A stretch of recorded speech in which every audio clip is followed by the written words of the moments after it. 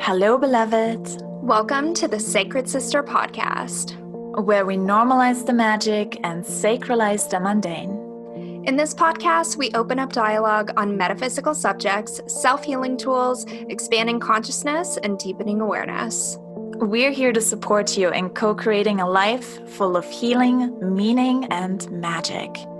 If you're brand new here, welcome and hello. We're so excited to have you here.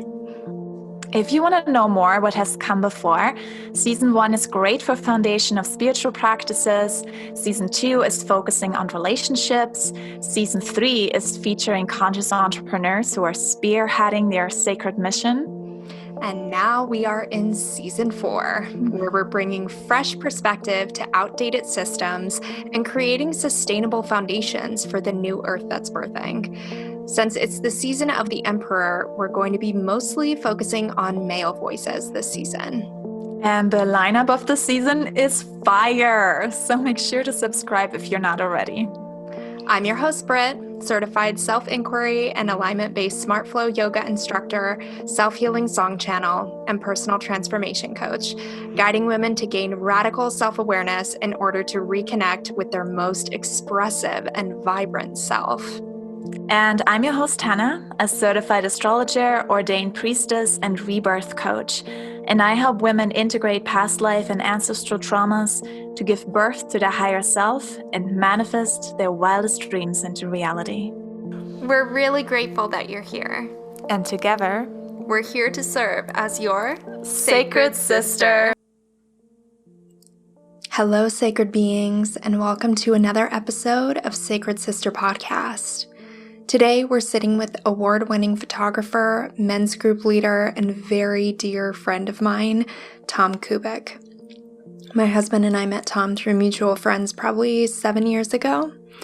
I feel like Tom is one of those super magical people that you truly feel blessed to have come across. He has this way of dropping deep, profound nuggets of wisdom that speak right to your soul at just the right time. He's one of those very few people who I feel like have played a pivotal initiatory role in my life, inadvertently giving me permission to feel into and express a deeper, more raw, more authentic version of myself. We are so blessed when we cross paths with figures like this who play these types of roles in our lives. Tom has been holding weekly men's groups for a community organization called Evryman for the last few years. Upon researching for this podcast, I came across the Evryman Fundamentals promotional video on his website that I think is pure gold.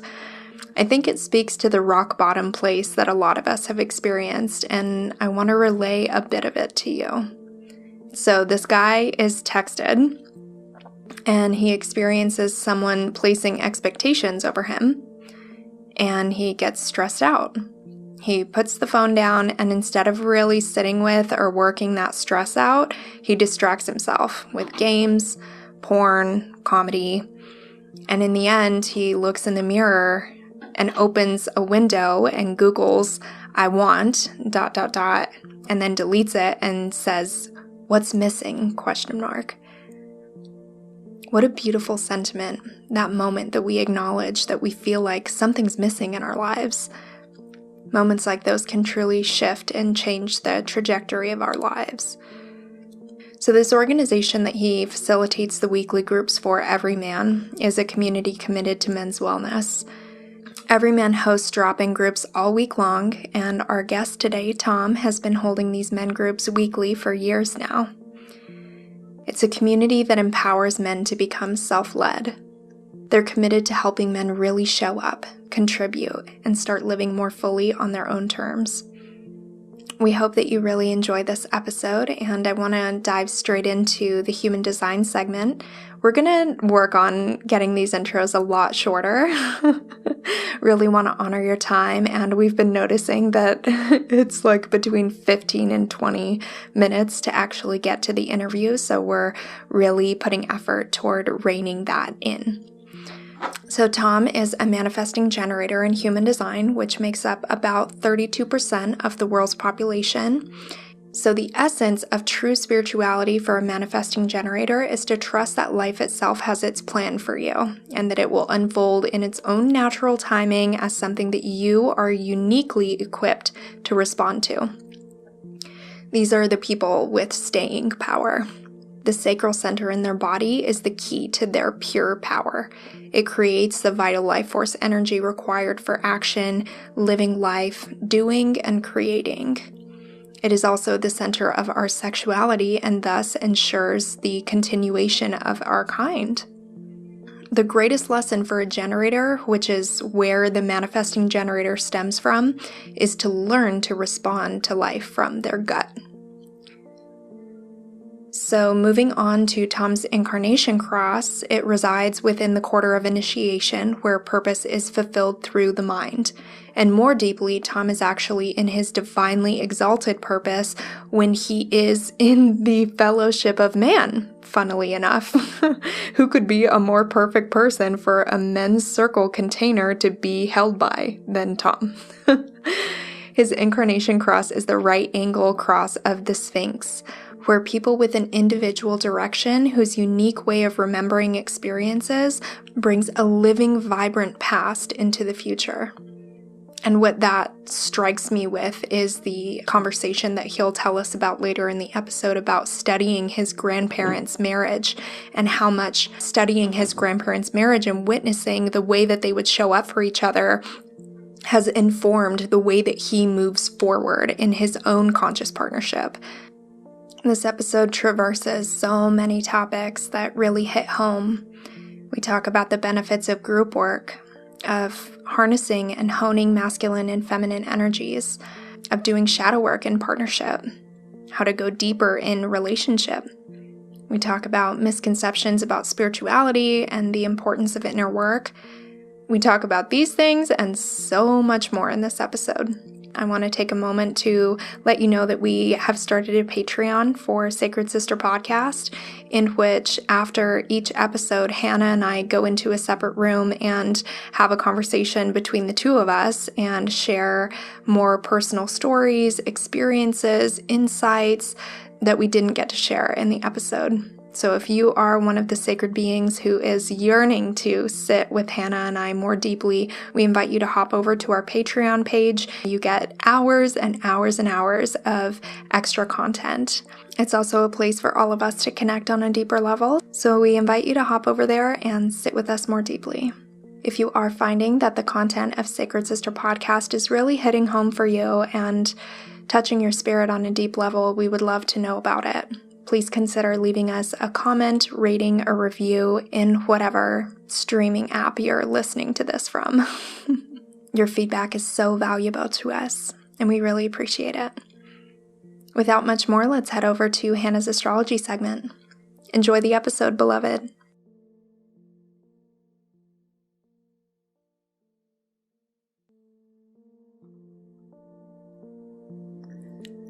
Hello, sacred beings. This is the Inner Blueprint section, and I'm your host, Hannah. And so today we are going to look into the inner blueprint of Tom Kubik.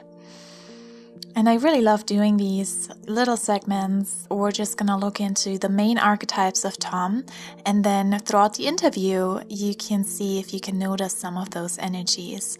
And then maybe you notice even some of those energies within yourself as well. And that makes astrology a lot more practical and grounded into our reality. So let's look into Tom's archetypes. Tom is a Sun in Leo with Mercury conjunct his Sun in the 10th house. So the Sun in Leo is the child, the creative child. Sun in Leo needs to express itself creatively, needs to do what brings joy and play all day. That's what Leo Sun loves to do. Interestingly enough, Tom's Sun in Leo is in the 10th house, and the 10th house is the house of Capricorn, the house of career and life direction, focus, discipline, and hard work. So his purpose and his career has something to do with him playing and expressing himself creatively and letting out his inner child. And that's what he does beautifully as a photographer and also as a leader of men's circles. So Mercury is conjunct his sun, and Mercury is the messenger, so he brings in that communication that is really important for Tom, and that's very grounded, being in the house of Capricorn. Very grounded, very down to earth, very practical oriented, and just really helping to create that space and really build a foundation and provide safety for others to express themselves creatively and also communicatively. Then his moon is in Scorpio in the first house, so he loves to go deep. Scorpio moon is a fixed water sign. I like to see it as the deep sea. So really diving into the depth of our soul. And we're talking more about that in the episode as well, because I'm a Scorpio moon as well. And I know how it is sometimes when we go into these depths and we don't even know what's down there. We don't even know what's exactly on the bottom of our soul. And that makes it even more mysterious and intriguing to go down there. So with his Scorpio moon in the first house, that is the way that Tom expresses himself. That really helps him to relate to other people on such a deeper level and create that space for others, hold nurturing and caring space for others to go deeper than they ever would. And this is beautifully shown in his way of being a Reiki facilitator, but also doing one-on-one coaching. And then his rising sign is in Libra, also conjunct Pluto. So we have, again, Pluto is ruling Scorpio. It's the depth of the soul. But if we look into Libra rising, Libra is about uniting people and bringing people together, socializing, gathering people from all kinds of backgrounds and bringing them together and creating harmony, creating peace, creating beauty together. And his chart ruler is in Venus, which makes a lot of sense because as a photographer, you know, Venus is the muse, Venus is the lover, Venus is the artist, but also at the same time as Venus is in the 11th house of community and group work. So he's really meant to bring community together, bring people together. His Venus is in Virgo, so create that space of service, being of service to others, helping others improve their lives, and find the medicine in the mundane. So that is it from Tom. If this is something that is interesting for you personally, if you've been looking to go deeper into your own astrology chart, I offer inner blueprint readings on my website, hannahchristensen.com. And if you use the code SACREDSIS, you get a special discount. And so if you haven't already, I just want to mention this too, if you haven't already, we have an Instagram and I invite you to follow us there. It's called Sacred Sister Podcast. We are posting cool videographs and audiographs from the episodes, so you can really have like a cool overview of all the episodes from all the seasons that we've been doing. And also we feature different artists and just lots of fun, special things so that you can normalize the magic and sacralize the mundane in your everyday life and even on your social media. So follow us on Instagram at Sacred Sister Podcast. And that is it from me. So now we're going to dive into the episode with Tom, who will be guiding us on a sweet, powerful meditation. Enjoy.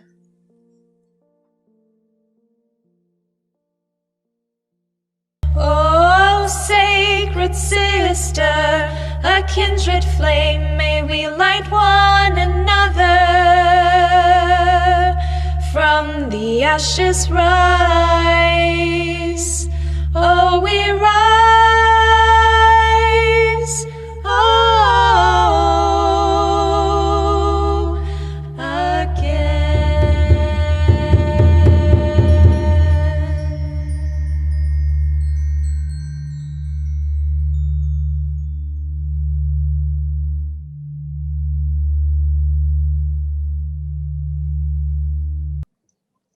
So we can all just start by closing our eyes and paying attention to the breath.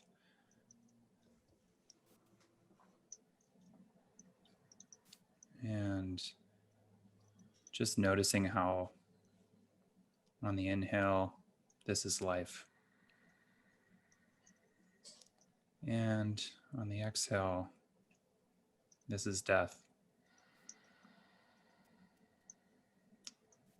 And continuing that cycle of noticing, just understanding that each breath is a gift. We are not guaranteed another one. And as you're focusing on your breath, just share a story that came to me just a few days ago, actually. Right now I'm studying death as a year-long practice, and it's been on my mind a lot. It's something that came to me was how sometimes I can be so eager to go to bed and wait until tomorrow to feel differently or hope that my body resets and that my mood will change. And just a few nights ago, I realized how much I take for granted the fact that I expect to wake up in the morning, that I expect that my eyes will open, when in fact, every night it's a deep trust to go to sleep. It is a death. It's a small death. And to open your eyes every morning is a small birth. And so tonight, as you go to sleep, you can try, as I've been trying, as I lay down, to just reflect on my life for a few minutes before I fall asleep, just playing the whole thing, whatever comes to mind, and being grateful for all the adventures, all the lessons, all the love, all the loss, the fullness of it all, as I watch my breath and fall asleep. So just coming back to your body and coming back to the presence of your space and opening your eyes when you're ready.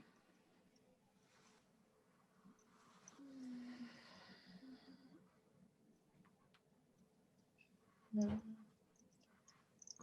that was so nice. Thank you so much, Tom.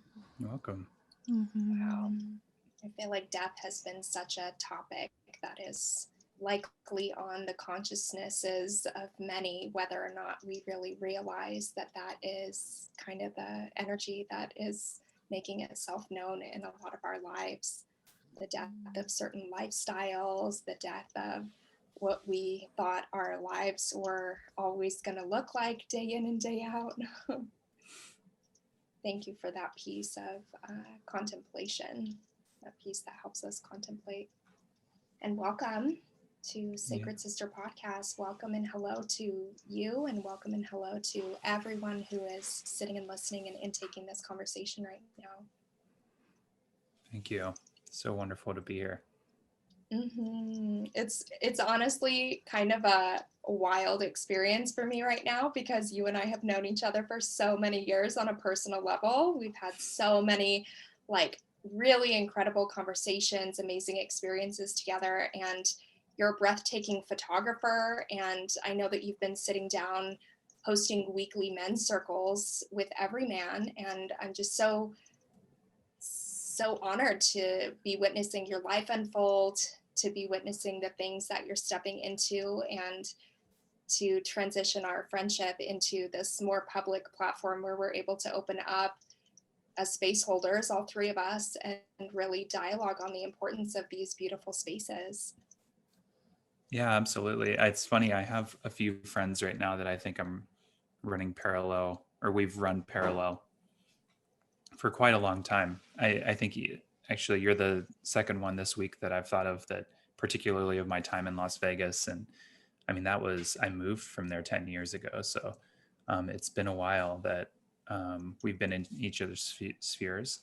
And we've had these across the distance, these parallel paths of growth and discovery and opening.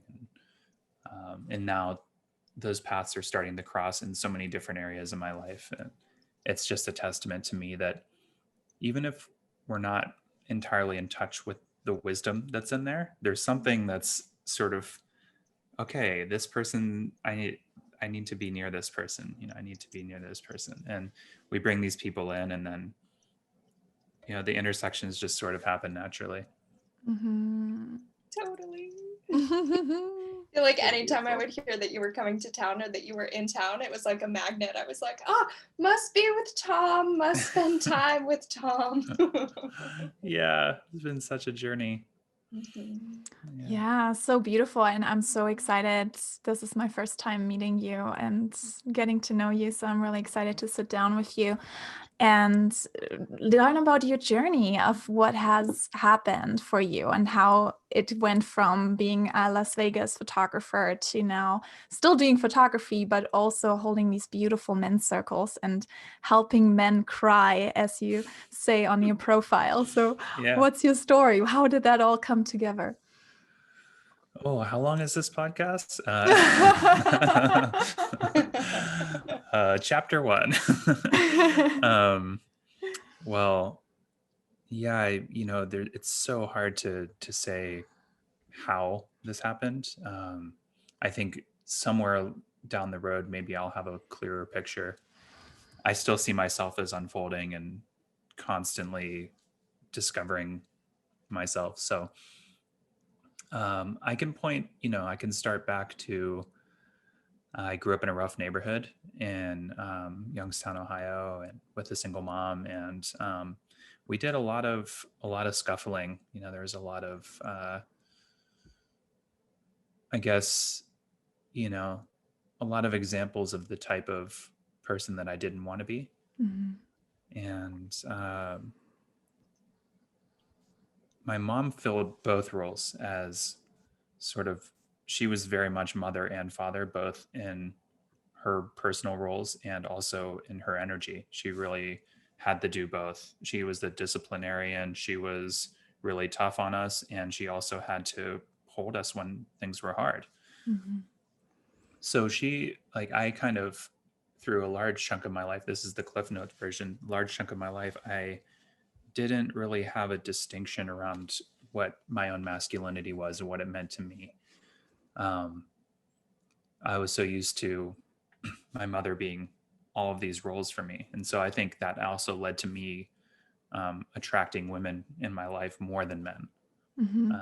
And sort of this unconscious rejection of men and masculinity, as I saw it, largely because those kids that were in my neighborhood, they're like, most of them that I was scuffling with were boys. Actually, all of them were boys. So I also probably had this really deep wounding around, men hurt me, like physically hurt me. So it wasn't, I think my discovery of my own masculinity started probably with everyone else's, just having boyfriends in school and, learning how to interact with them, silly things like playing bloody knuckles like boys do, and all these ridiculous things that we do to hurt ourselves. And also feeling at the same time like this is so strange. Why am I doing this? But this is how we bond. So this theme kind of played out in a lot of different ways in my life. When I was 12, I got confirmed in the Methodist Church, which is how I grew up. And that also felt very foreign to me. And I was sort of like, why am I doing this? But in the feedback that I had gotten from the rest of the world was, no one else seems to have a problem with this. So I'm like looking around, reading people, and I'm like, everyone's cool with this. So maybe I should be cool with this. And I guess that's how I lived my life for a long time. So that continued into my high school days. And I decided that, I had gotten in some trouble when I was in middle school. Got my first brush with the law, and landed some community service. And we moved to the East Coast, and my stepdad encouraged me to join into the ROTC program in high school.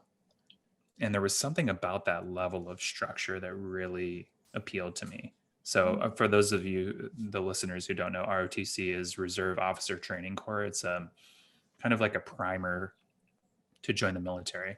And this used to be a college thing, and then they brought it into high schools to get kids started earlier. So it's junior ROTC in high school. So I was a part of that program, and I loved the military structure. I was like really into this idea that I could work hard and be recognized for my work. And, you know, again, this is not a 5-hour podcast, so I'm going to keep it short as to what all that means to me. But I'll just keep it at, I loved it. And so I felt like the military was going to be a really good path for me. And I joined in April of 2001, which is actually just 6 months before 9/11 happened. So I joined a very different military than I ended up in. I expected to kind of be sort of a peacekeeper in the world and sort of put out fires as things happened. And then I was thrown into what has become the longest war in US history and is still going on. In case you forgot, because we don't talk about it much, but it's still going on 20 years later. It's wild. Yeah. So I was a mechanic. I was an aircraft mechanic. I worked on reconnaissance airplanes. And that was another sort of realm of this, like trying to figure out what my manhood is as well. So I'm surrounded by these guys, and the air, like the military is sort of, almost the epitome of what it means to be a man in the United States. Maybe not as much the Air Force. That's it depends on who you talk to. But for me, it was very much symbolic of that. So I was surrounded by other mechanics, and there was this very toxic nature to the energy of manhood. A lot of, and what I mean by that, to be specific, competition was outrageous. There was a lot of stepping over and stepping on people to try to get recognized, to get promoted, to it wasn't collaborative. It was just everyone for themselves. So it was kind of, I guess, through that experience that I was like, okay, now I feel myself rejecting this too. And something doesn't feel right about this. I want more collaboration. I want more togetherness. And I had a few moments where the supervisors I was really close to, I just ripped into them. Because it was just so, the structure just didn't allow for that feminine, like, collaboration, community, togetherness. It's just not how it works. So after 6 years of that, I took off. And during that time, I had gotten married. I was living in Las Vegas. And I decided to study photography. So I started that journey, and then I ended up moving to San Francisco. I got a divorce, moved to San Francisco. And then basically everything fell apart from there. And I moved to San Francisco on total whim to study. I had no money. I had no love, no friends, no home, and no career. I had no idea where I was going. I was just I realized, I guess, in hindsight, reflecting on it now, I'm realizing that it was just a hunch that I had to do this thing. So I just did it. But it left me in a really tough spot. And my Methodist upbringing failed me. I really, ever since I was 12, I had this slow slide into atheism. And I woke up the day before my 30th birthday, and I went downstairs to make breakfast. And I ended up crying in a ball on my dining room floor. And that was actually my first real moment with God, or the beloved, or whatever you call it. And I heard this voice that said, "Now you understand." It was a reckoning. It was like, okay, I get it. I'm powerless here. So that kind of opened me up to exploring what else was there, and to curtail it a bit where, I got into meditation, I got into breath work, I got into sound therapy over the next 5 years or so. I got into Alan Watts and Ram Dass and started studying also quantum physics and realized that these two things, I mean, not when I say study, I don't mean I went to school. I'm like getting high and watching YouTube videos, but it's a very light The study. best way. It's a good way to Well, absorb been there. information. It is. So, but I started realizing how much these two things were kind of in alignment, like what Alan Watts is talking about with non-dualism and what quantum physics is talking about, and these observed reality versus an unobserved reality. And what, I guess that brought me deeper into more of like a Taoist Buddhist sort of mentality of, okay, I get it. Like, okay, I'm starting to understand this connection to how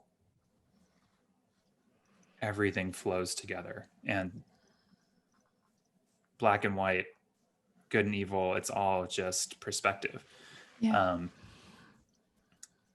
So that unfolding really just blew my mind. And I think one misconception about spirituality and doing inner work is that it's like it's like cleaning the bathroom or something. You're like, you're done, okay, it's done, like everything's clean, and then you walk away. It's not like that at all. It's more like you like scrub the toilet and then you realize that the toilet is broken, and then you're like, oh, okay, well now I gotta patch the toilet, and then you're like, wait, the water doesn't work anymore, and now you're like, there's the more you get into it, the more you realize how much there is to keep looking at. And it's not a once and done. So then, because I know that there will be other questions, I'm just going to skip to the part about men's work and say that about 3 years ago, I went to my first men's retreat, and I sat down in a room full of 50 men expecting, because of all of this work that I just explained, expecting that this would be a really simple experience for me. And in fact, I walked in with the biggest ego. I thought I was going to school these men about how to feel.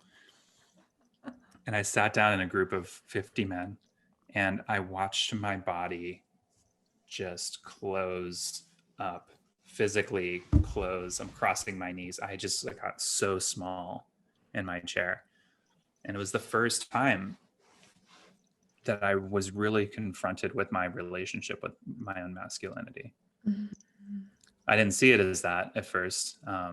I was just like, what's going on? This guy next to me, he's like 6'6", and he's man spreading like a mother. And I can't hold my space. And then we split up into small groups, and the facilitator asked who wants to share. And the first words out of my mouth were, I hate men. And I had no idea I was going to say that. It just was like, Wow. And I was like, oh shit, I just blew the whole weekend. Just blew it up. They're going to kick me out now. And then the facilitator asked, he just took a big deep breath and exhaled. And he's like, okay, so tell me more about that. And I just started ripping into men. I was like, I hate the way that they take up that they treat women however they want. They think they can get away with anything. They take up all the space in the world. Like this guy next to me, is taking up all this space. And I threw my arms out like this. And one of the guys goes, how does that feel to take up all that space? And I said, I hate it. And then I was like, actually, it feels really good. And he's like, yeah. He's like, why don't you just be with that? So I was like, okay. And I'm like, and as soon as I just paused and I took this space up, I realized how much I had never allowed myself to take up that space. And then it was just a really quick waterfall down to the bottom of, I don't think I'm worthy of taking up this space. I don't think that I love myself. I hit the bottom, and it was like a plunge into the pool. I'm crying. The guy next to me is crying. The guy across from me is crying. And all of a sudden we're all in this same space of everyone questioning, like, do I really love myself? So I guess it was that moment that really I was like, okay, everyone needs this. Yeah. Especially men, but everybody needs this, really. So Mm-hmm. it was from that moment that the week afterwards, I was at a dinner party and I started asking the guys in the room. I just was such a drug peddler. I was going up to every guy in the room and I'm like, hey, I'm going to do this thing next week. Do you want to come? And he's like, okay, sure. So I got a group of guys together and we formed this group, and here we are 3 years later, and there's still 4 core members of the group, the original group, and we've had a few rotate in and out since then. Mm, wow.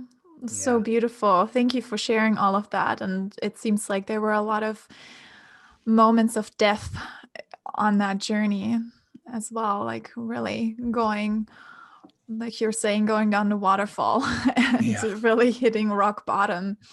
And that is such a, yeah, it's just so necessary. I think we all have been in that place to even be able to hold space and to allow ourselves to feel the light. We have to go so deep into the darkness and allow ourselves to die to our old self, our old way of living, our old way of believing how life was supposed to be. Mm-hmm. And I love how you know, just took action towards, okay, I'm going to really connect with men. What made you reach out to do that men's retreat? Was that something that has been on your mind for a while, or was it just kind of like inspiration? How did you get to go there? Yeah. I have a friend, Nyla Rogers, who is, she has an organization called Mama Hope, and it's a beautiful organization that it services communities and mostly in East Africa. And then she has a few other projects around the world. I did some work for her as a photographer back in 2015. And then she and I developed a friendship, and she met this wonderful man named Andrew Kippen, who they happened very fast and quick. They got married within 6 months of meeting each other, and it's total soulmate, wonderful stuff. But I was visiting her in New York when I was still living in San Francisco, and she said, why don't you come over? You have to meet my boyfriend. So went over there, and then he walked in, and then there was this immediate bromance going on with him. And all, she's like very much a schemer. She's very action oriented. And she had us in the room and she's like, you two need to do something about men. And I was like, oh, I see what you're up to. Okay. So actually him and I were talking about how do we build a retreat for men, because her point was, you two are both so in touch, you're so gentle, you're so soft with yourselves, you need to teach other men that it's okay to do this. So we were kind of researching, okay, what's out there, how, and then he found this retreat, and from which it was an Everyman retreat. And he went to the very first one. It was not public. It was just sort of a tester. And then he said, you've got to check this out. So I went to the very next one that I could. And he and I agreed this is what we were actually going to build, but somebody already did it. So let's learn from them instead of doing it ourselves. Mm-hmm. Wow. So you said that you were already so in touch with it, with your emotions. And I'm wondering, was that like the first time where you were crying in front of men and saw other men crying, or was that something that you kind of already experienced before that retreat? Yeah, I don't think that, honestly, I don't think I've cried in front of a lot of people in my life. And yeah, there's not a conscious stigma to it inside of me. But even to this day, after 3 years in my group, I've only cried a handful of times in front of them. Mm-hmm. And there is a lot of safety that's required for me to cry. And even after 3 years, it still takes a lot of intentional, very, very gentle holding of the space to let me relax into that. If Mm-hmm. people are like poking and prodding and doing a very masculine way of getting in there, my defenses are so good. I'm such a ninja. I'm like, psh, psh, psh, psh. And I don't even know I'm doing it. I'm so good at it. It's not until like, the next week where I'm like, wow, maybe I should have listened. Maybe they would like actually had a point, but I like in the moment, I can't even control it. So yeah, I can't say that I've been emotional with men. And even though I felt like I was in touch with my emotions before this retreat, I don't know that I really was. Maybe some, but I had a lot of walls up. A lot of walls. I What- mean, you go ahead, Hannah. No, go ahead. Okay. I was just going to say that it's so beautiful now with the season that we're sitting down with so many men, and Hannah and I talk about it on the podcast all the time, the elemental guidance and elemental wisdom, really allowing nature to guide us back home, and the importance of experiencing the waters and the emotions within ourselves. But from a man's perspective, and everything that you've been sharing here today is just so beautiful. But why do you feel like, what is it that's surging inside of you when you are allowing yourself to be seen on such a deep level? Like, what is it to being inside of yourself, that the sadness and the depth and the darkness, or the things that lead to us crying from within? What sort of programs are you breaking down? Yeah, thanks. That's a great question. I was embodying those moments when I feel that way. And I can feel my chest starting to really shrink. And then there's this warmth that's just right above my stomach, right in my solar plexus. I get this a lot when it's around like vulnerability. I get this thing. It's like a little bit bigger than a marble, and it just sits right on top of my stomach. And there's this hardening, but there's also this energy that's like emanating from it.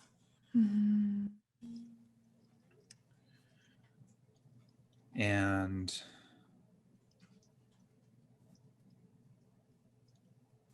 when it comes to breaking those things down, it's really like it's being really soft with myself and saying, and it's also it's very risky for me, very risky.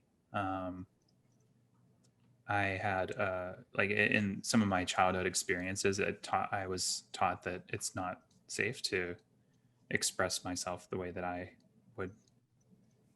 would be authentic to me. That it's either not going to be received or it's going to be punished.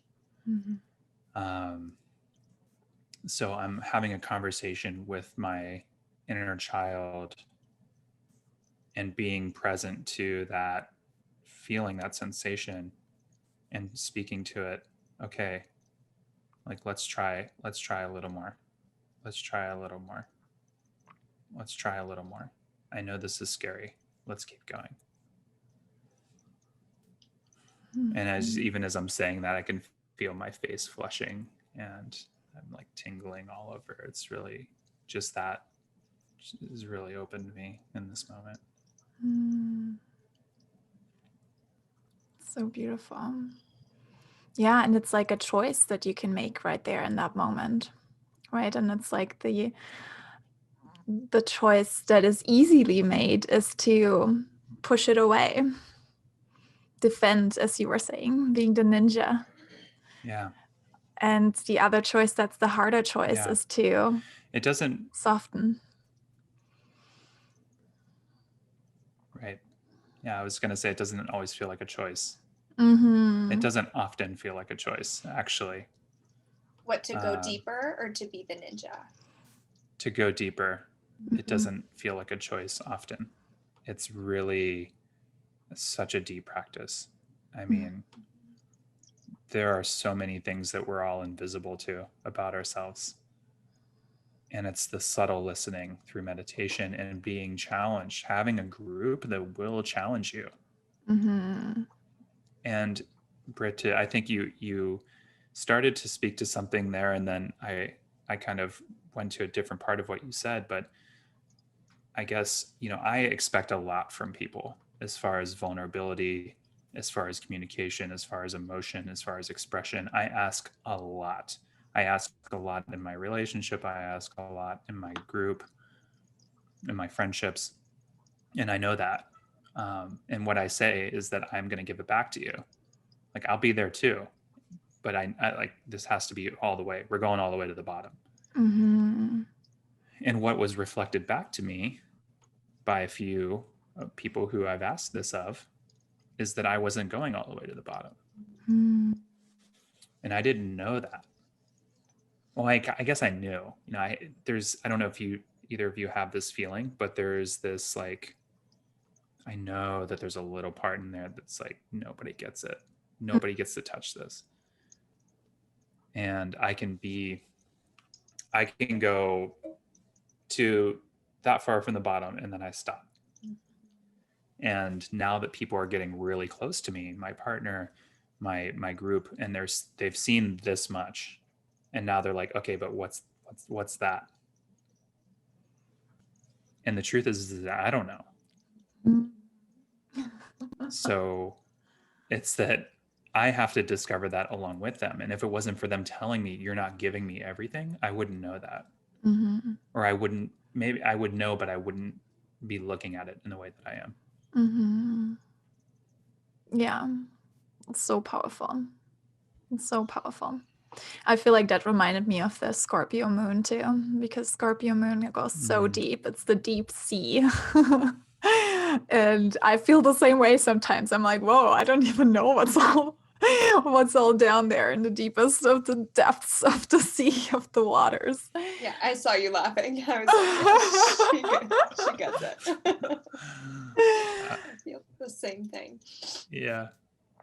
And it's beautiful to deep dive, but it's also scary, and you can't deep dive without practice, because otherwise you get hurt. So it's like a constant practice of like diving a little bit deeper. Mm-hmm.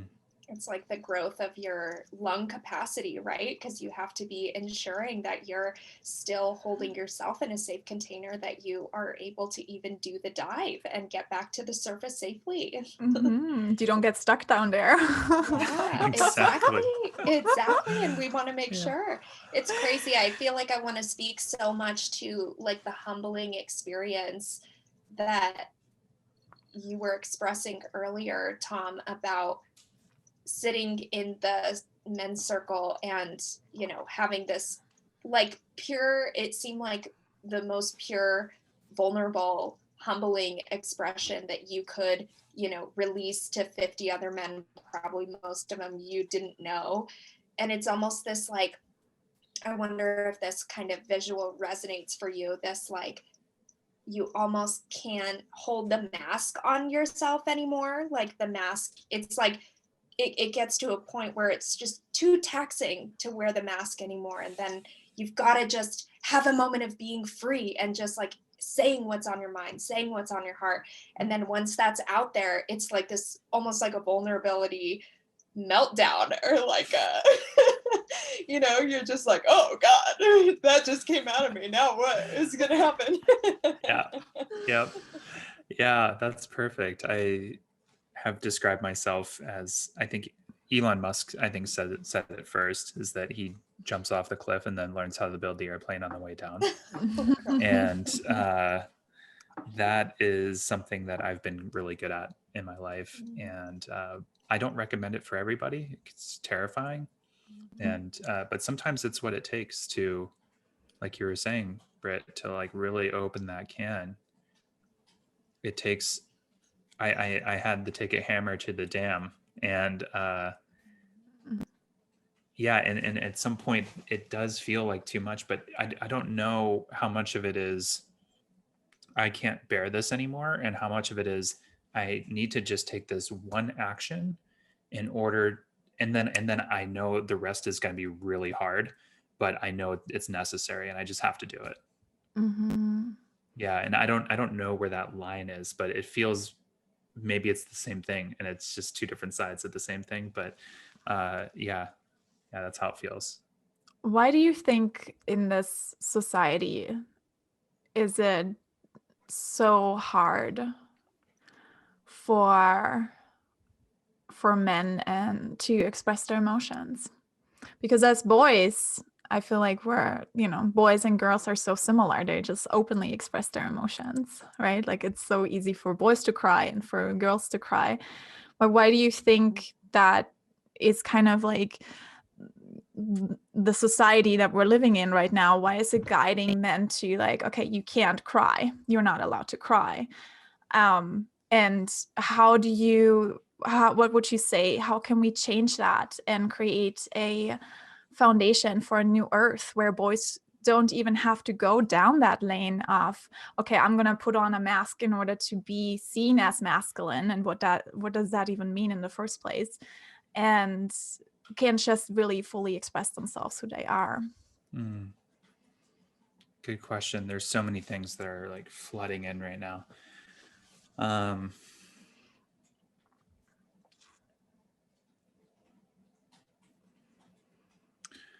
Almost every spiritual teacher, I think, deep down knows that the path is an illusion. And anybody who's walked it long enough maybe knows that too, is that eventually you get to a place where you look back and you realize, I never had to do any of this. I was already here. I just walked in a really big circle. And so when it comes to changing how men show up in the world, maybe this is just the walk that we need to walk. Maybe we need to go through the cycle of reflection of I'm going to try to be that. I'm going to try to be that. I'm going to try to be that, just to get back to the point of saying, oh, I don't have to actually, because I tried all the things on and none of them fit. Maybe that's just part of the process. And maybe there's no shortcut. And I'm trying I know I make almost all of my money in photography, and I coach on the side, and I'm a Reiki practitioner. And so I'm working with clients in this space too. And I'm trying to come to terms with being okay with letting people experiment, and not trying to say, I don't want to tell guys it's okay to be emotional. What I'd rather do is say, hey, what's going on for you? And just like hear what they have to say. So sometimes I talk to men and I have to talk about whatever is, if this is the surface of where their problems are, I have to talk about this, about, how was the weather, what's going on in the world, until I can even get to them saying what the problem is. And for me, I'm trying to just allow for that to be, because it is, like myself, like what I appreciate most is when people can really softly and gently hold that space. And it's about safety. Yeah. Proving that there's safety there. And I love how Yeah, go ahead. I love how you were just explaining it like it's a circle, and it reminded me of the labyrinth that Britt and I actually just went to like 2 weeks ago here in Las Vegas. And it's literally like the center is like, okay, we're already there, but at the same time we're walking through this labyrinth and there is no shortcut. We have to go through all the cycles and circles until we really get to that center and to that truth that is within us all along. But we have to move through all the different cycles and circles, and it's important to just keep on going and not getting stuck somewhere outside the circle, and just keep the flow going, just keep it moving. And also gaining the awareness over the fact that the middle of the circle is there for everyone, but some people might want to walk directly to the middle of the circle and witness what's at the middle of the circle and just be like, yeah, it's some rocks and stuff. Like, cool, there's a fire going. I'm gonna leave. Like, what do people make such a big deal about this for anyways? And it's like this grand, it's almost like this grand gesture, like this cosmic joke that we can choose to tap into and have this like literal otherworldly experience as a human. But then we also totally fully realize that everyone's living in their own reality, and some people, you know, are not seeing and understanding what all this seriousness and self-exploration is about. And that is, you know, another reality that's fully out there. It's just so wild. Inner child that wanted the discipline, the one that joined the military, when you were describing that story, I was freaking out. I was like, oh, I hate those people that do that. I hate them. I hate when people don't follow the rules like that. It drives me crazy. And then towards the end of your share, I was like, I need to be that person more often. I just need to walk over the rocks sometimes and go to the middle. I could use more of that in my life, actually. Mm-hmm. And it's that masculine, right? It's that direct, aligned, kind of walking right there. And then the feminine is like going in circles and waves. And take our time.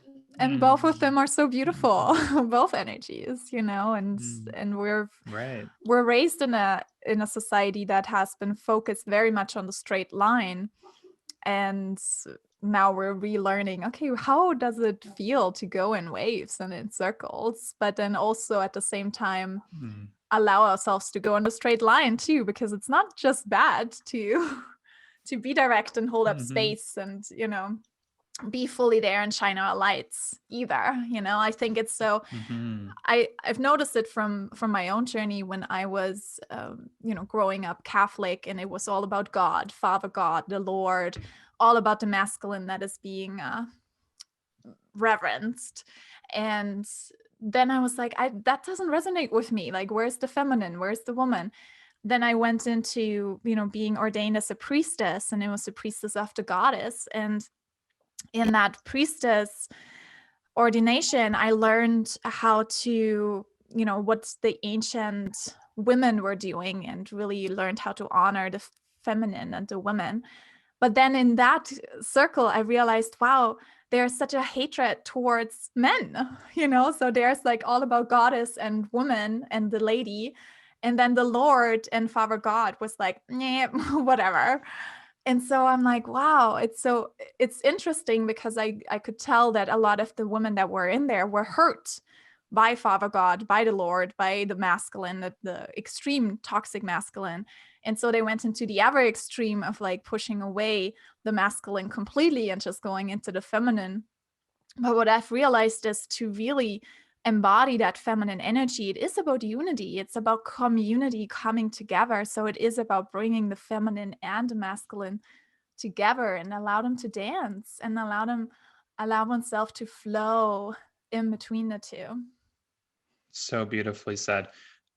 Both of you reminded me of this image I have of when I'm shifting mindsets of the pendulum swings, you know, and even just as, you know, as I was talking about just walking right into the middle of the labyrinth, that is a part of me that I still often reject, that part of me that just wants to walk right to the center of the labyrinth, but that's in me, right? And just like with the women that you're talking about in this group, that the masculine is in them too, and they're denying that by it to an extent. I mean, not necessarily, but it exists in that energy. There's a denial of what is masculine in you, because that exists in all of us. All of these archetypes exist inside of all of us. Oh yeah, and So it's actually even more masculine by focusing just on the feminine and individualizing it, because that's the masculine way,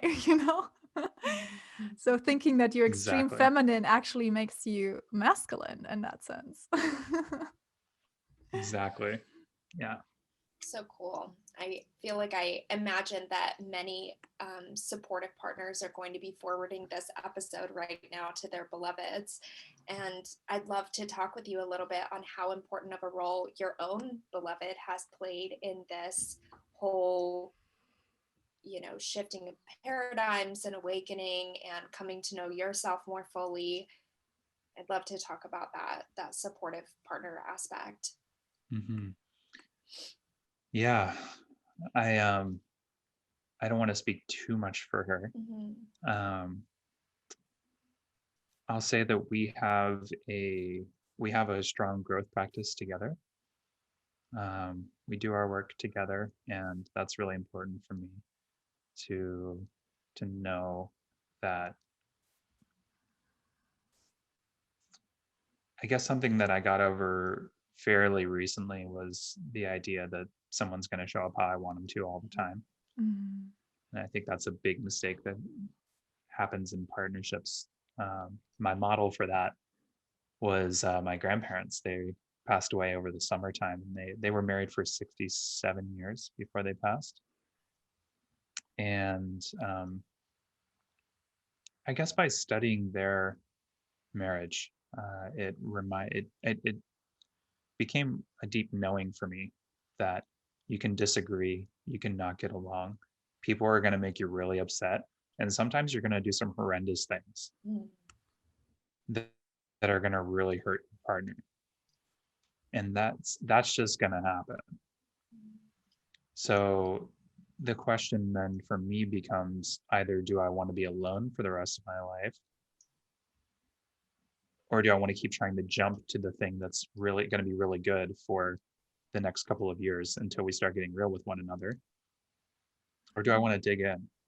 Mm-hmm. And the answer I came up with after watching my grandparents is I want to dig in. Yeah. So I put that up front.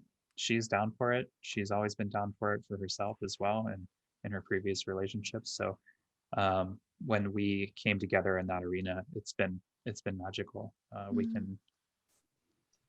We can share with one another what we're learning separately, and it's not easy too, because we all have our societal programming to uncover and to dismantle. So I think that we both discovered our own expectations of what the masculine is supposed to be and what the feminine is supposed to be, separate from our actual desire, because those are two very different things, and it's not easy to distinguish sometimes, or maybe it's confusing sometimes when we have a desire, and then when we meet that desire, it's like, wait a second, I'm not sure if I like that.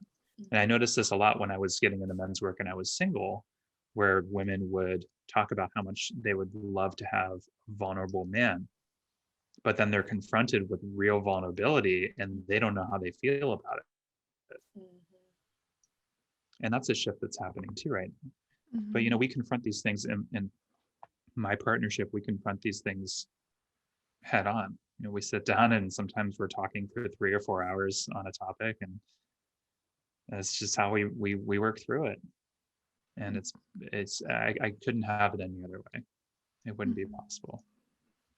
And that's such a beautiful testimony too, of like going deeper into the feminine, what we were talking about, because it is those shadows, the darkness, right? Because it's so easy to just focus on the light of the partner and the relationship and just the good stuff, and just always needing the partner to be their highest self and be the light. And if they're not the light, then it's like triggering and it's like, what's going on? And it's so easy to be like, I'm just gonna disconnect from that. But then to say, hey, and even like to think like, okay, maybe there is someone else that has that light more fully or at all times, and we think of this like perfect partner that might be there, but then realizing, wait, there's shadow. Everybody has shadows, and it's actually so beautiful to hold space for your partner's shadows. And I just recently realized that too, when one of my partner's shadow came out, and I was really triggered by it, and we talked about it afterwards, and he was like, you know what, when my shadow comes out, just like come to me grab my butt, tell me I love you, and just like bring me back. Just hold space for me in that way, instead of me, responding to like, oh, okay, I don't even want to hang out with you. You're in the shadow right now, but rather than, hey, and just let me hold space for your shadow self as well. And I want him to hold space for my shadow self too. And it's just, that's like the epitome of unconditional love, where we can really feel into that. Yes, I love the light of my partner, but I also love his or her shadow. Yeah, because what's really happening there when you're like, I don't want to be near this right now, is that you're triggered, Mm-hmm. and you don't want to actually deal with what's coming up for you in that moment, that it would take for you to show up for yourself, so that you could then also show up for your partner at the same time. So it's like your body's telling you, I can't show up for you and him at the same time, so I'm just going to remove myself from the situation. Mm-hmm. And I know that because I've been there. Not like, it's not you. You're not doing it alone. We're all like, I think that's the biggest. That's probably one of the bigger doors to unlock in relationships, is, can I be there for myself while also being there for my partner? Mm-hmm. And sometimes the answer is no, and that's all right. Mhm. But it's about being able to communicate that. Mm-hmm. Yes. And I say, hey, I want to be here for you. Right now, I'm having a hard time being here for myself. So let me like take a few minutes. I'll be back. Wait here, cry, do whatever you need to do. But I'll be back. I'm coming back for you. Yes. Yeah. I feel like it's this beautiful learning of a whole new language almost. It seems like this is coming up in so many different realms. Now we're talking about, space holding and partnerships, and how everything is coming back to communication, and how effectively can we communicate what's circulating inside of ourselves. And then are we willing to set aside the time, maybe the time that we would set aside for a date night, a dinner night, a movie night, something like this, where we're consciously saying like, oh my gosh, there's this thing that's been moving on my heart. I've been journaling on it or reflecting on it or whatever. Do you have space? Are we able to enter this conversation? And creating a framework around cultivating practices like that inside of our partnerships, like, can make all the difference in the world. And I don't know if it's even just something that we've found working for our own marriage, but the difference between, like, for me, I love entering that space pretty much anytime anyone feels like going to that space. So I don't really need the primer. I could just let a conversation evolve into what turns into be a 2, 3, 4 hour conversation. But my partner loves having that sort of awareness of like, oh, okay, I'm going to prepare. I'm going to energetically, know that this is coming. He doesn't really love to have things like pop up. And it's just more opportunity for us to see who each other is, like at the deepest level. And I don't know, I just think it's just so important to really be open to who our partner is and what it is that they feel that they desire. And are we able to really have compassion for that, and not expect them to be a mirror representative of exactly who we are. Right. That's come up for us a lot. Yeah. Curtis will be like, I'm me. Seems like you're looking for you to sit down with. Yeah, it's definitely been great. Something that we've been through, but it's so sweet and so humbling. Mm-hmm. Yeah, what would you... I'm much more like you, where I just want to jump in. I'm like, okay, let's go. And then you're talking, like, I can also see how being sort of like, and that could feel like a sneak attack to someone, where it's like, wait a second, I thought we were talking about what we're gonna like have for lunch, and now you want to talk about this like deep wound that's been going on for the last 6 months. Exactly. Yeah, I totally get and that. And sometimes he'll be like, but we've been talking about this for like 40 minutes now. And I'm like, yeah, we're just getting started, babe. Get some water. But it's the respect. Yeah, it's the respect of, somebody else's boundaries and not just expecting people to be super down to dive in just because I'm super down to dive in all the time. It's subtle little things like that, because that was something that was really moving in our relationship for a long time, that I had to really learn how to really consider him on that level. Little things like that that we might not even realize about our partner unless we're really opening those pieces of dialogue. Beautiful. Yeah. And also remembering that, I guess in what you're saying, I also heard being open to your partner being somebody different all the time, and not knowing your partner, but relearning your partner every time. Yeah. What would you say? We've been talking a lot about masculinity, and you've been talking about, learning about your own masculinity and stepping into that fully. How would you describe that feeling of really stepping into your own masculinity?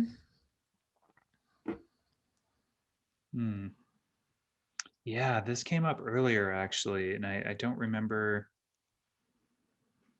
the context. It reminds me of it's actually not any different. That's the funny thing, is it's not any different. It's just a feeling more than anything.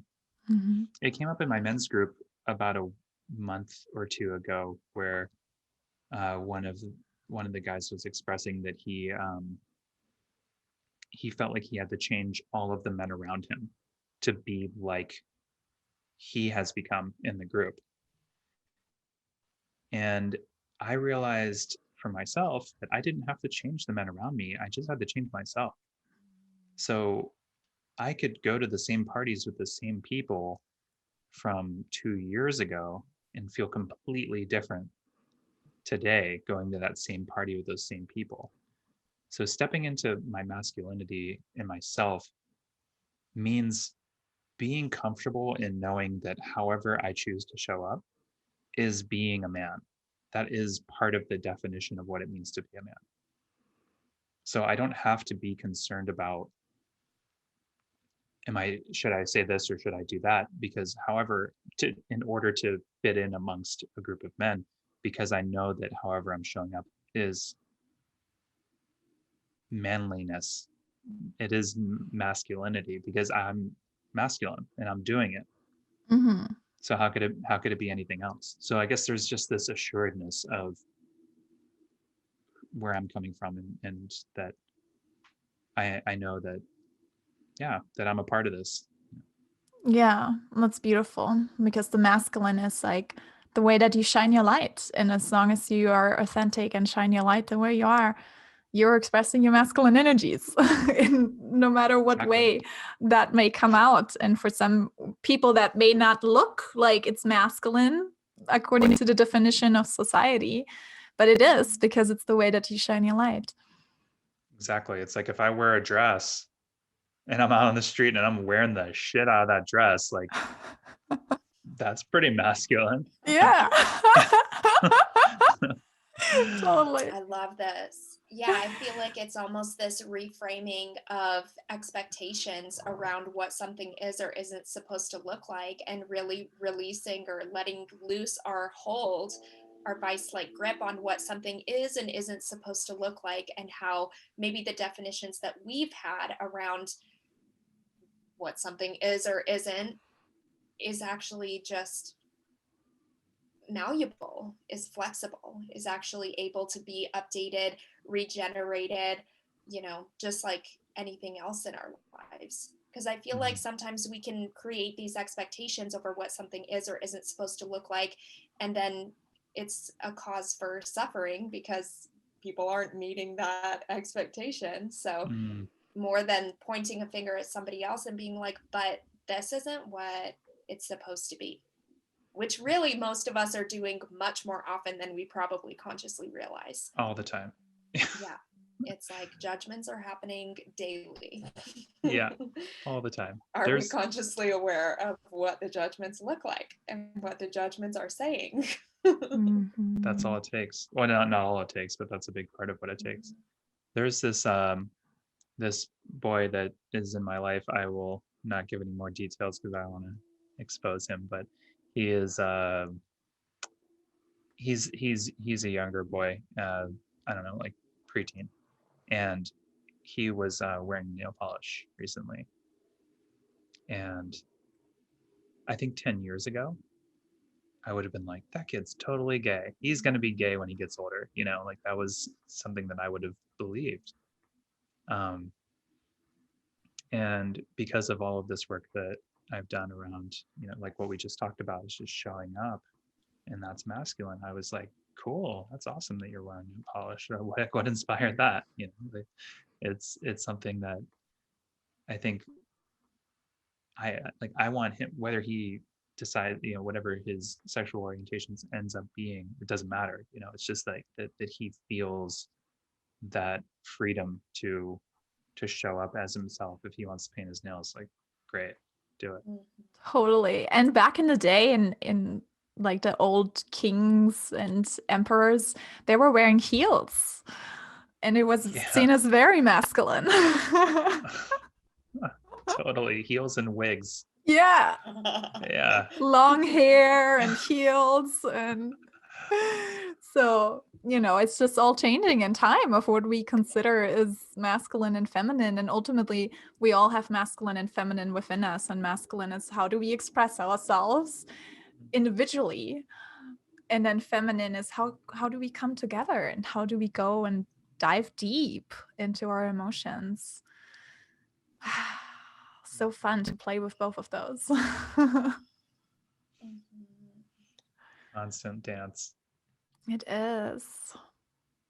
Oh, so beautiful. So what would you say as an advice for any women that are listening to this and really wish for their men to join a men's circle, but they may not feel the call yet, or may not have even considered it ever? What would you like give as an advice to invite them to maybe explore that field, that realm?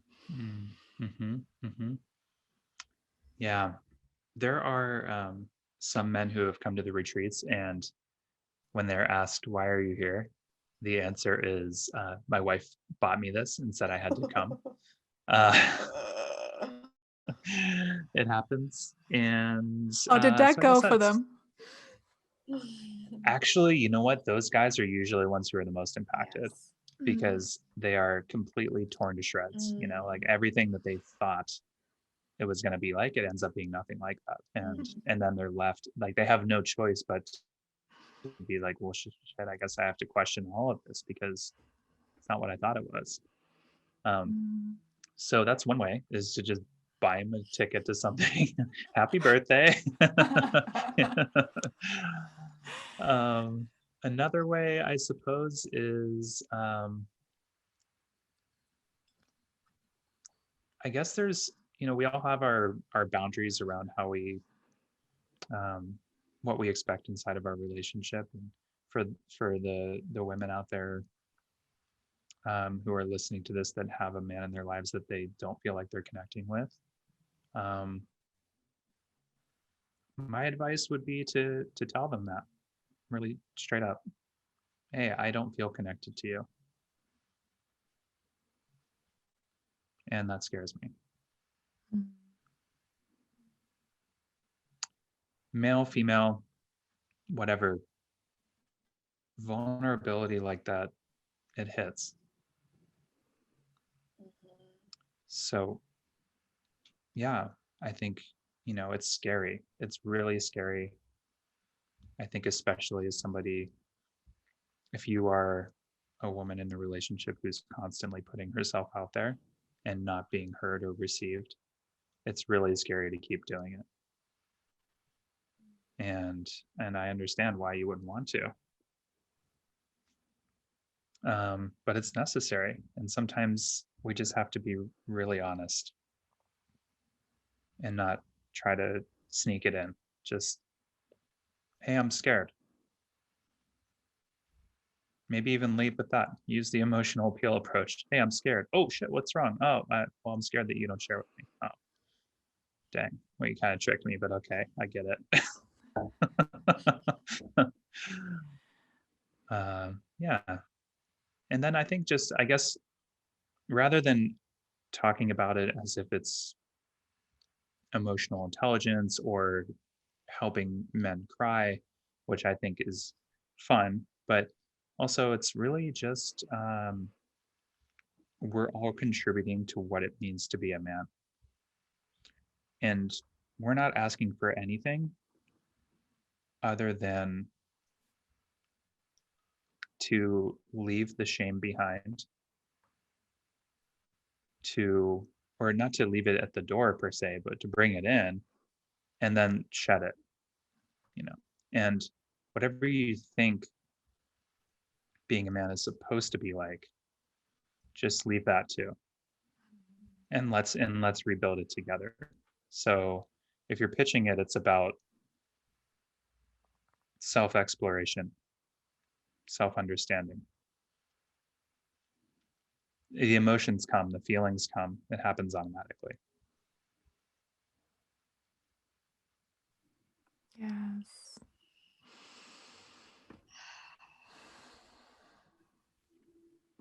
Beautiful. Thank you so much for everything that's been shared. I don't know if either of you noticed, but the first half of this whole interview, I was pretty much streaming tears the entire time. And I've just been in total witnessing state of just like, I can't believe that I know you. It's just so, so special to have someone that has such a like a deep cavernous depth to them, who it seems like you really, really value venturing into that depth, and then you just come out and you share it, you integrate it into your being. It's just so, so cool. I'm so, so honored to know you and to have met you. Thank you, Lance and Michelle. Thank you. I did notice that you were streaming tears, and I was so in awe and so admiring your ability to, it's just like dipping your hand in a stream. It's so easy to go there for you. It seems from my perspective. And I'm in true admiration of that. I would love to be able to cry like that. The moon is also in Cancer right now, and I'm Cancer rising. And even last night I was journaling and just like, oh, I'm feeling so deeply right now. And then when I realized that the moon was in Cancer, I was like, oh yeah, okay, cool. So this is just me tapping in even more. I call myself the queen of crying, and it's almost like it's harder for me to hold it back, to hold back the tears. It's like almost painful because that's just what wants to be coming out right now. So, and so it should be. so it shall be. So for anybody who wants to get to know you on a deeper level and wants to work with you, where can they find you and what's coming up for you? What kind of events and stuff? Yeah, thank you. I think what I said before we started recording is I have so much going on. It's really an exciting time. We have, there's my photography, which is, I'm a commercial photographer, and I work a lot with wellness brands and people in the healing arts, do photo and short films. And you can find that work at photophoto.com. And then I just launched a website to book clients for Reiki and coaching. And I'm hoping to start up some drop-in men's groups online where we can get together and do this kind of work spontaneously with anybody who's in need. Should be launching that by next month. And my website for that work is Return to Pneuma, Pneuma, Pneuma, returntonuma.com. And yeah, I'm also recording a podcast right now called On Death. And we're exploring the often taboo topic of death and dying, and trying to bring light to the importance of it and just remove the stigma around how we talk about death and dying. So we haven't released that yet, but perhaps by the time you release this, maybe we'll have an episode and a website out, and I can send over the link for that. Perfect. Beautiful. And anyone who wants to join one of those retreats or wants to buy a ticket for their men, where did I do that? Yeah, absolutely. So you can gift your man a coaching session with me on returntonuma.com, or you can check out everyman.com, which is EVRYMAN.com. And right now, retreats are not happening, of course, but hopefully, by the summer, maybe we'll be able to get them back up and running. There is, for now, though, a really strong online community. They do drop-in sessions that are free to join. And then they have a membership with lots of content to get you started on the journey of all of this, whatever you want to call it. Beautiful. Thank you for even referring to it that way. Yeah. Whatever this is. I'm growing less fond of labels these days. I just, whatever it is for you. Yeah. Beautiful. So I was like, do I go into this thing? But I'm not even going to go into it. Okay. So we have these sacred questions that we ask every guest, and these can be shorter format. So we've got 3 of them. You ready? Ready. What does sacred mean to you, Tom?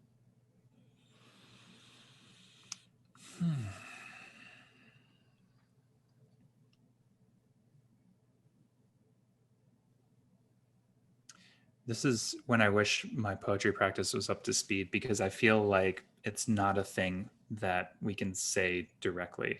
We have to talk, we have to describe what's around it to know what it is to be sacred.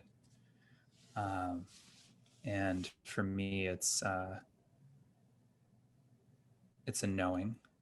It's a feeling in the body.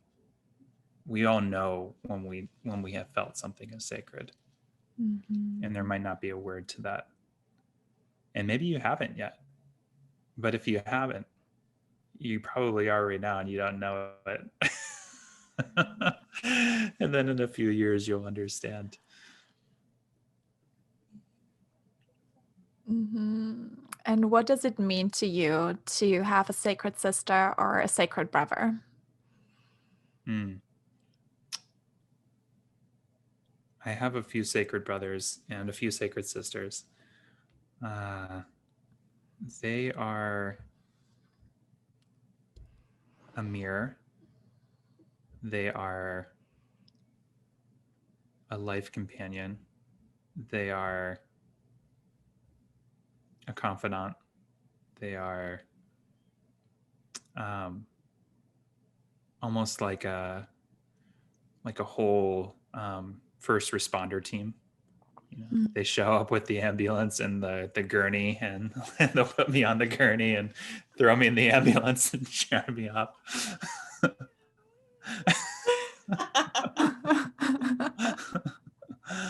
Yeah. Like, brother down. Let's go. Get the IV drip going. Paddles ready. Sweet. That's the coolest description ever. I know. I just saw people like running out with a little gurney and literally picking him up and just like carrying on and like taking you to the sacred circle and lighting the fire. No time for the labyrinth. Just cut right over it. So walk right through. Jump over those rocks. Oh my gosh, so sweet.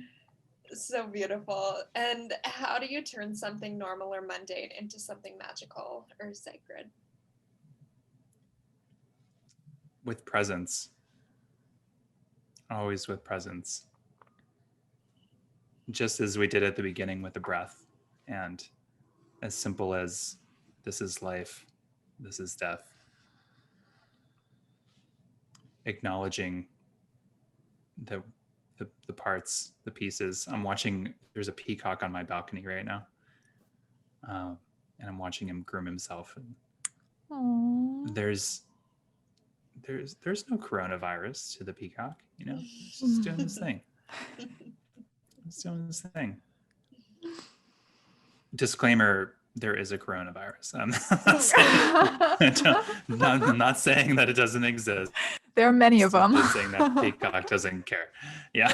In my mind, I was like,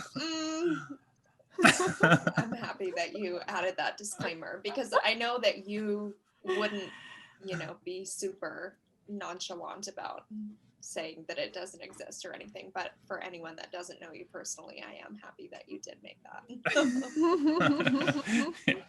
Yeah, I was like, oh, that sounds bad. Yeah. I feel like we understand what you mean, though. Yes. Good. And it's true, we can get so distracted by beautiful. what's Thank around you. us, all the fears and stuff. But when we just be present with what's is, and that's how we can really bring that sacredness into our everyday. Mm-hmm. Beautiful. Yeah. Thank you. Thank you so much for sitting with us, Tom. This was so fun. Yeah, thank you. Thank you so much. It was so fun. It was so good to have so many laughs. All before noon. Amazing. All before Fantastic. noon. And I was like, well, maybe I won't say it in the episode, and I'll say it in the introduction. But for everyone that's here sitting with us now at the tail end of this episode, I really want to honor, breathe life into, and give voice to how it's like these deep dives are some of the most serious moments for a lot of us in our entire lives. They can illuminate pieces of ourselves that we've never even seen, that we didn't even know were there. And also it can be like not the most serious thing of life and of existence that we have to be fearful of or feel like we need to avoid or anything like this. It's like just knowing that this realm is available to us is so sacred in and of itself. And then it also doesn't have to be like the most, ultra serious, ultra spiritual, stoic, Buddhist, just like the most still sort of serious thing of life. It's really nice to bring life and lightheartedness to the inner work as well. Mm-hmm. Good reminder. Yeah, I mean, thank you for bringing it. I feel like these laughs are just kind of the most beautiful depiction of how much we can be dealing and dabbling with the seriousness of life, and then how much we can also just make fun of ourselves and just be like, oh my gosh, I'm a wild one. It's important for us to voice that, I feel like, because a lot of people can look at this realm of life and be like, ooh, that is so serious. I don't even want to go there. Mm-hmm. Mm-hmm. Yeah. Thank you for the work that you're doing in the world and helping people get closer and closer to these seed core essences of themselves. My pleasure. Thank you for doing the work, sharing the stories, doing the work yourselves. So important. Mm-hmm. Yeah. Thank you so much, Tom. Hey, have you guys ever had a peacock on your show? Do you want to? No, but you can show us. Okay. Yeah. First time for everything. Let's go for a walk. This is beautiful because our last guest too, he turned around the camera. He was in Costa Rica and he was like, come on down. He showed us the jungle. So now I feel like you're bringing us into your world again. Yeah. Let's see here. So he's grooming himself right now. Let's see how close we can get. I feel like Steve Irwin. Oh, there he is. Oh, there he is. Wow. How is a peacock? You're in San Francisco and there's a peacock on your balcony? I'm in Los Angeles, actually. And there's a peacock on my balcony. Wow, that's cool too. Where are you going? It's like, hey, dude. Hi. Oh. Yeah. That's such a beautiful... Yeah, that's beautiful. Hi, baby. That's such a beautiful piece of masculinity there too, just shining his light.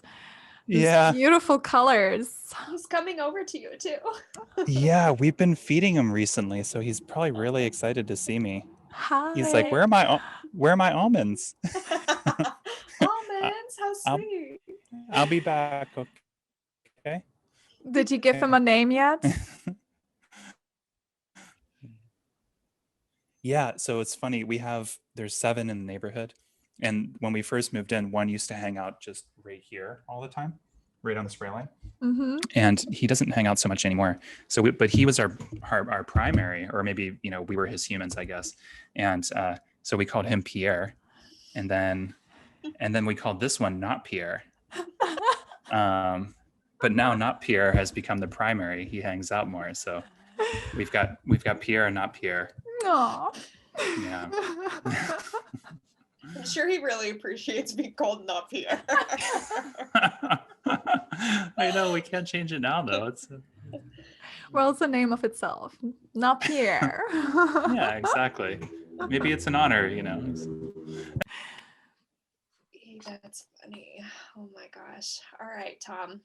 We're going to hop onto our Patreon now, where Hannah and I are going to open up other dialogue. We want to thank everyone for being here with us this entire time. Please go and check out Tom. Please go and check out what it is that he's offering to the world, if it feels like a resonant call to bring into your own sphere. And again, Tom, we just thank you so much. Thank you for coming and sitting with us today. Thank you. Thank Hope you. to talk to you soon. Yes. Namaste. Sounds good. Namaste. Bye.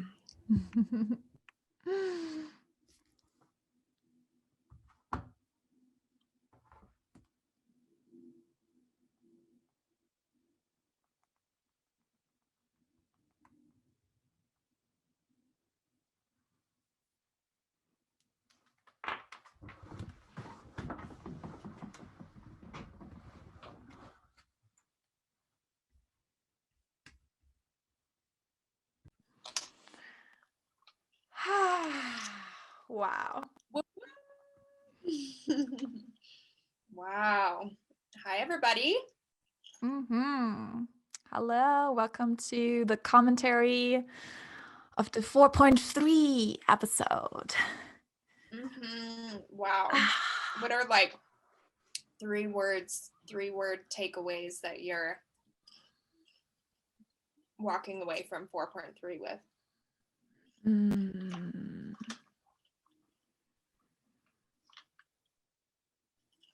Embodied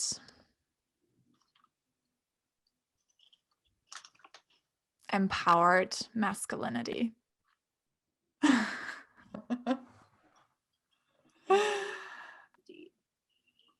Yeah. Wow. I feel like that sense of groundedness, that sense of embodiment and presence, oh my gosh, used to be the most anxiety inducing energy for me to be around before I really started doing a lot deeper of diving was coming into a conversation with me with, and I just, didn't feel like I was able to handle that sort of embodied energy because I couldn't pretend like I was there. Yes. I could totally feel his Pluto in first house, where it's like he looks through the surface. And you can't just put your mask up and think, okay, I'm just gonna go through this pretending I'm something or someone else. But he's like, no, I'll see you. I see your depth. I love that. Yeah, exactly. And even if not, I see your depth, because if there's no depth to be seen necessarily, if people are trying to keep it real surface, he's like, all right, well, I'm just going to show my own depth then. And I just guide you to the depth from like, let's start with the surface and slowly, like a cycle, just move down instead of dive deep straight into it. Straight away, yeah. And that's something that, I really like that I really like that approach to it too, because I feel like there are certain, especially sacred sisters like you in my life, where I can go straight deep down, and it's like this deep dive, and we're like, all right, let's go deep, and it's fun. And then there are, like Alex, my partner, where I can't go that deep. So, well, I have in the past, but it just like really hurt him and it was really shocking for his system. So I'm learning to like go more in that feminine route, actually, which is like, it's interesting because, going deep is such a feminine energy, but going deep in like a masculine way, it's just like straight down right to the center and the core. Whereas like the ever feminine way is going in the circles, almost like a staircase. Instead of going straight down, it's like one of those rounded staircases that just slowly takes you deeper and deeper and deeper. And the person might not even necessarily consciously know, oh, wow, we're going really deep right now. But it's like, we're just going deeper and deeper and deeper, And I like that approach that he has that with his men's circles and really helping men that are used to being on the surface, slowly picking them up at the surface, talking about the weather, talking about the, shallow stuff that's going around in the outside world, and then slowly taking them into their inner world.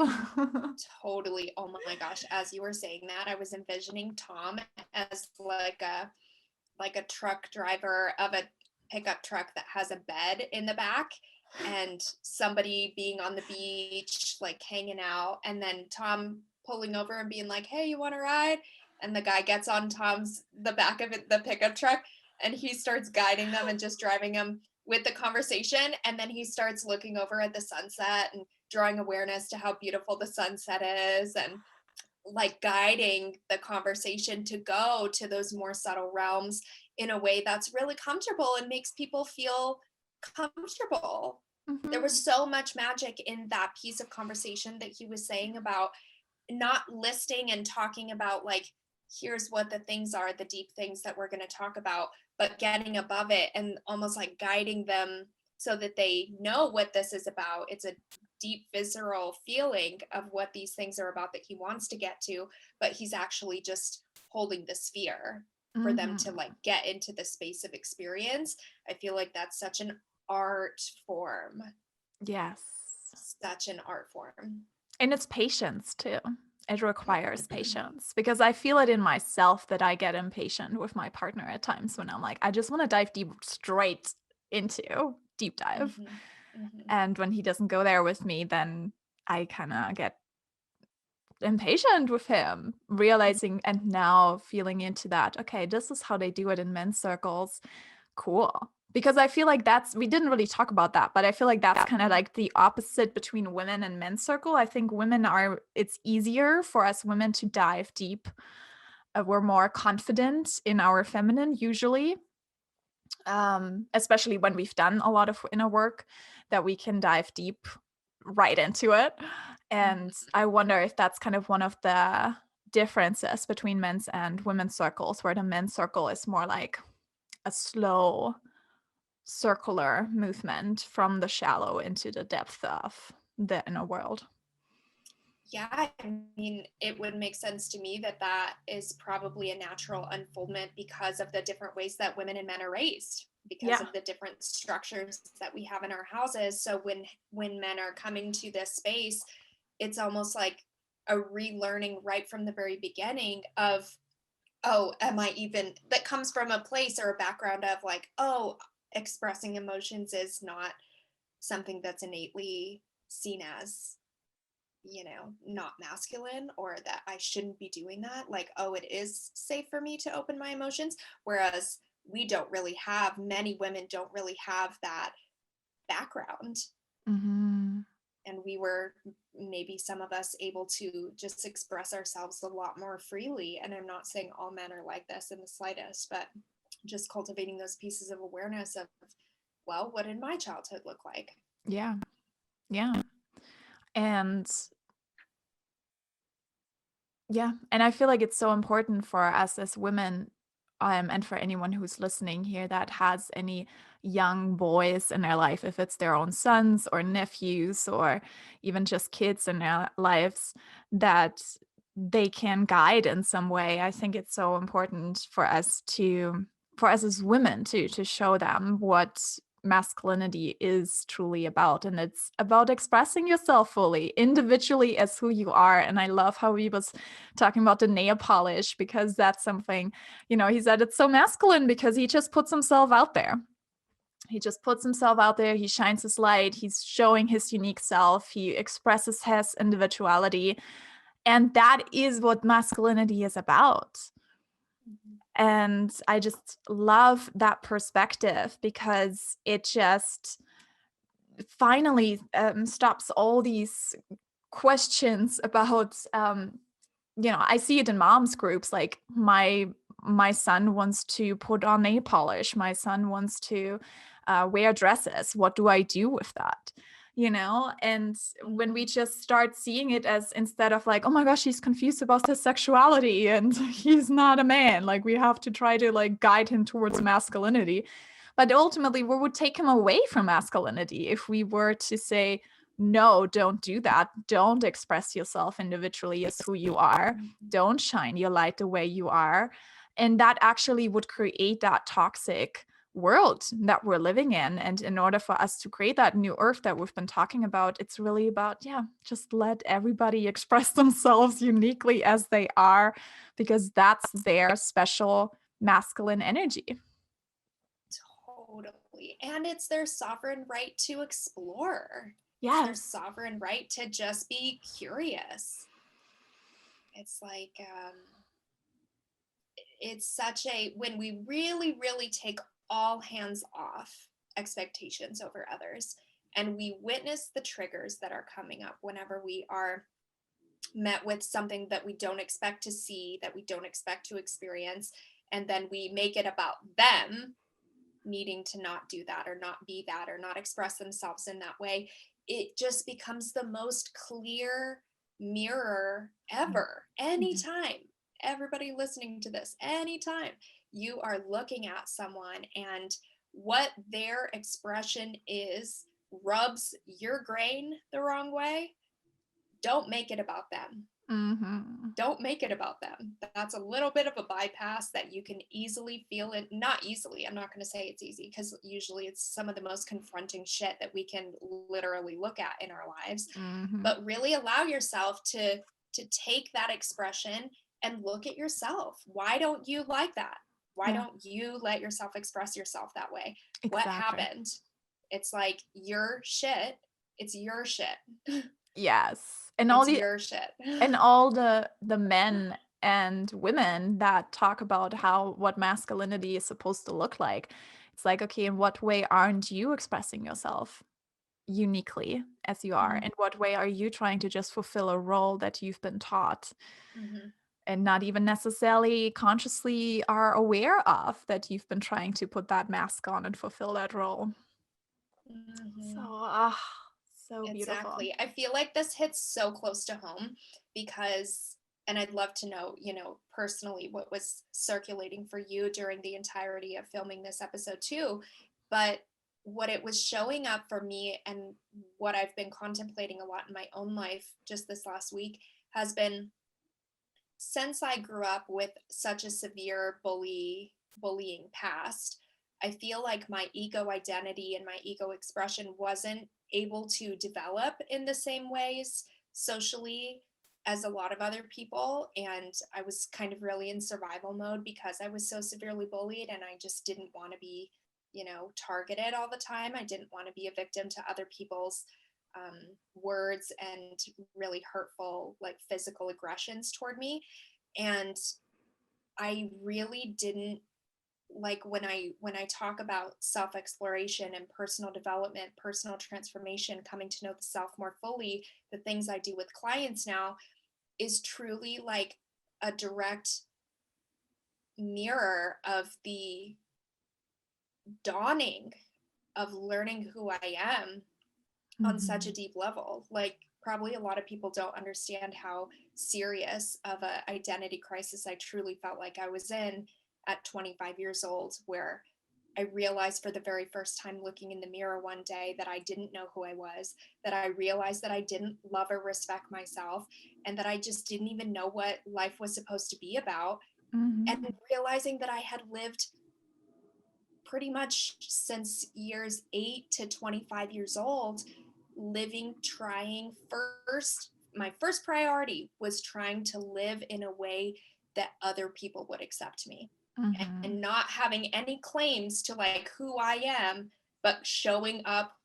I'm like a perfectionist at it, showing up with an energy that says, who are you?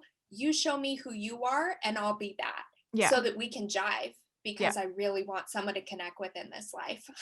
And it was like an extreme feminine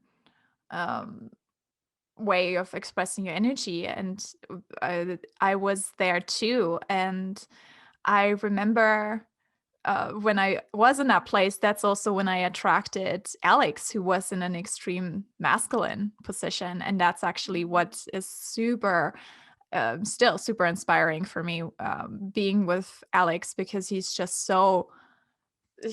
stands so straight in his masculine. And I remember you were saying that about Curtis too, how that was just so inspiring for you he's just taking up space as who he is. And that's just what it is. And I think, both of our men are Aries, which is like the epitome of just like masculine fire energy.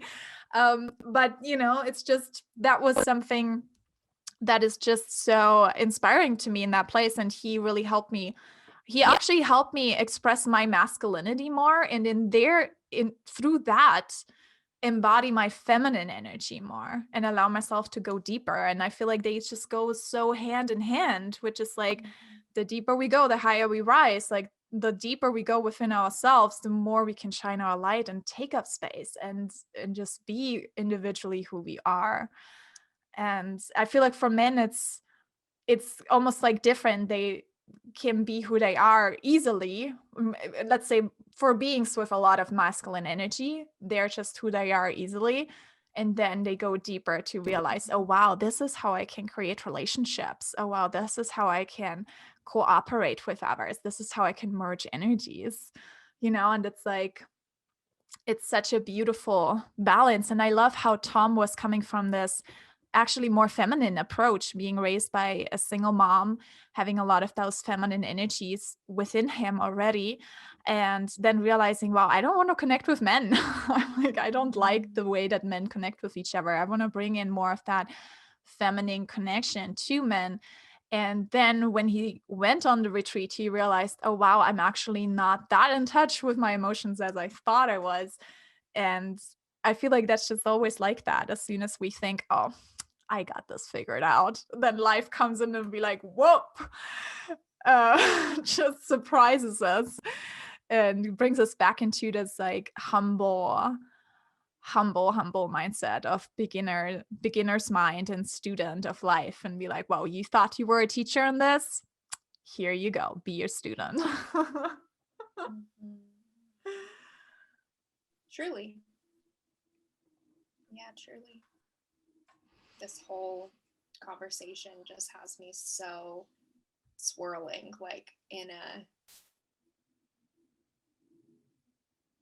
altered state, it feels like, where I'm just witnessing even these conversations that you and I are having, the one that we just got done having with Tom, and just having so much reverence for the fact that you and I decided to start doing this almost 2 years ago. I know, it's so fun. And I love how when we started doing it, it was just you and me actually meeting up in person and talking.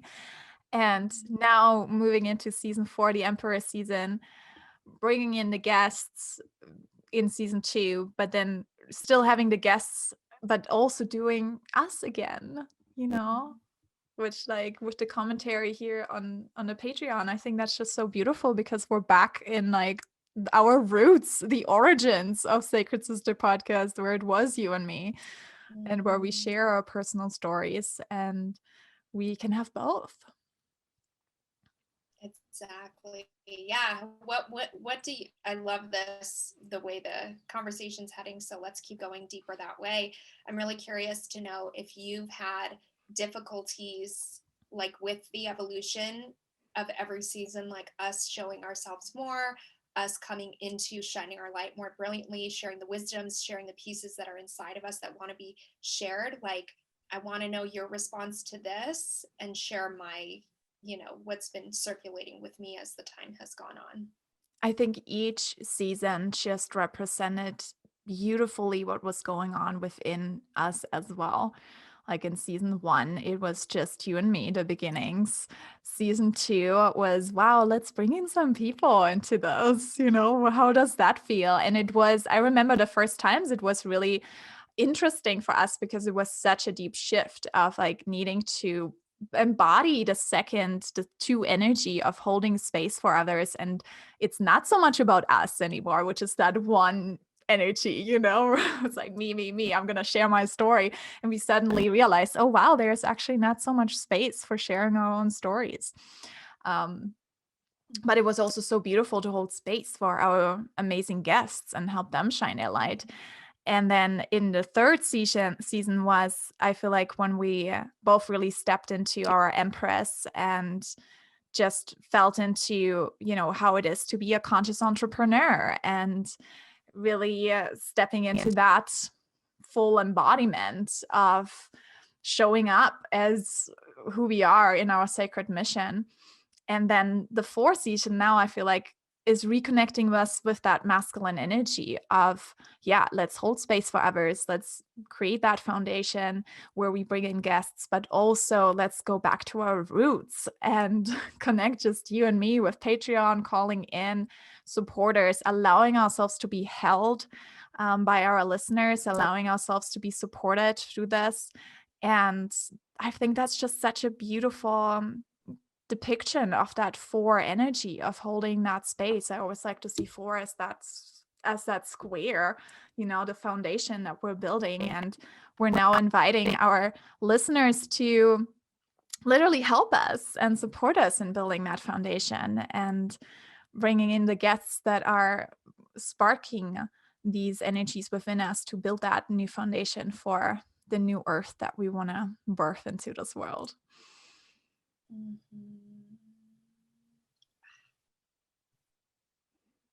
How about you? Absolutely. I mean, I just love the way that flowed out of you. It's so perfect. And I feel so similarly about the newness that every season has given us. I have to say that it's been such a personal trial for me, like a personal reckoning with myself because of, I guess, the past that I come from, with being really particular with the things that I do talk about, because again, I'm not sure if I'm going to be accepted or ridiculed, or if it's even going to come out the same way, because learning how to talk from a space that feels really authentic inside of myself is relatively new for me, right? Like just these last 5 years or so, I've really been learning how to really communicate about who I am and exploring that with other people through opening deeper dialogue. And yes, it's absolutely incredible, but also anxiety is something that is like a close friend of mine. It's almost, I can feel when it wants to be present, when it wants to take the wheel, when it wants to start whispering things to me, and the ways that I respond to that. And this is another piece of what I love opening dialogue on with other people, because I know how prevalent anxious energy is in most people's everyday lives. And it's important for me to just open up and be like, hey, yeah, we are on season 4 of this podcast. Hey, we just passed 19,000 downloads of this podcast. So exciting. And we see this growing and growing and growing. And I always just have this seed of desire inside of myself that wants to let people know, just like we talked about with Tom in the episode, don't think that we're to some platformed place that's it's all done now. I did the inner work and it's done and I'm good. Maybe we've realized different things about ourselves and we're ready to expand and keep building upon what we're creating ourselves to be. But there are still these things that we can go back to and really let ourselves be overcome by sometimes. Oh, I yeah. love feeling into my anxiety and turning it into excitement. It is one of the most powerful practices for me. Yes, totally. And it's that shadow work, allowing ourselves to go into the shadows and not feeling like, oh my gosh, I am spiritually enlightened, which means that I am not having any shadows. Any shadows. I am the light, and all the other people are shadows, and I have to help awaken them. And that's not the case, because yes, we are light, but we also are shadows. And what I've come to realize, especially since this first quarter moon in Taurus, that was such a trigger for me, as you know, between my partner and I realized, okay, how afraid am I of his shadow? And like, I love to sit with my own shadows. I love to do shadow work with myself. But then when it comes down to like my partner showing his shadow, which is his Aries shadow, which is anger, or his Taurus shadow, which is being a cheapo, as he calls it. And whenever that comes out, it just triggers me. And I'm just like, oh, I don't want to deal with it. And now I'm like, ooh, where does that come from? Because ultimately, triggers come out of fear. And I realized, wow, in what way am I scared of his shadows? And how can I make this more fun for me? So now my thing is now to play with his shadow. Now I'm just like shifting my perspective, and I'm like, I'm just gonna play with his shadow now. So whenever his shadow comes up, let's play. I'm not afraid to face his shadow. His shadow is not more powerful than I am, obviously. Like, it's so funny that we can still have these like subconscious programmings inside. And I'm just like, hey, let's just play, because he like literally told me that that's what he wants, because I was asking him, what do you want me to do when the shadow comes up? Like, I don't know how to handle you if when you're in your angry state or in your like super annoyed and just like cheapo. That's fine. We don't need anything more. And, we were talking about essential oils, and then he's just fine with these toxic chemicals that you can plug into the wall. And it triggered me, and I'm like, what? How can you do that? And then it was this Taurus shadow of just like being comfortable with like, yeah, it's fine, whatever. But I am then he said, yeah, just like bring me out of it, just like hold space for me, just like be there for my shadow, don't go away. And my first reaction is to just leave him alone, because I'm thinking, okay, he's moving through shadows. Do your thing until you come back into the light. I don't want to deal with you. But it's mean, and I'm like, hey, I want to be there for his shadow, because I'm there for my own shadows, and I want him to be there when I have my shadow coming out. So it was just such a beautiful revelation that happened for me. And just like this whole solar return for me has been really opening myself up to doing shadow work with my partner, whereas just like it was so normal for me to do shadow work with myself. And now it's like opening up this whole new sphere of like, hey, let's play with each other's shadows. And that's like what you're meant to bring to the relationship too, huh? Yeah, absolutely. And he's gotten a lot better with it too, with like allowing myself to go into my shadow and like holding space for me in that way. And I know that the more I allow him to be in a shadow, which looks different than my shadow, the more he's going to be able to hold space for me in my shadow. And when we do that, then we can go deep together. So, yeah, I loved how Tom was saying how it's so important for him to feel safe, just feel safe to open up. And I feel like by me unconsciously, subconsciously judging him for having his shadows and not having his shit together and not being the light or whatever, like not even that I consciously thought that, but subconsciously that was like going on inside of me, that gave him not the safety that he needed to really be vulnerable and to really share and be open. And I realized, wait, I'm doing the exact opposite of what I actually want him to do. And I'm not providing the space of unconditional love and just allowing him to be. And so I just love how all of this, it's every single time when we have an episode recording, literally every time there's something going on in my personal life that is then being addressed in the episode.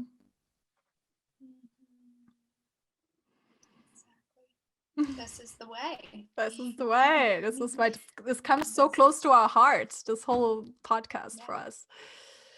Yeah.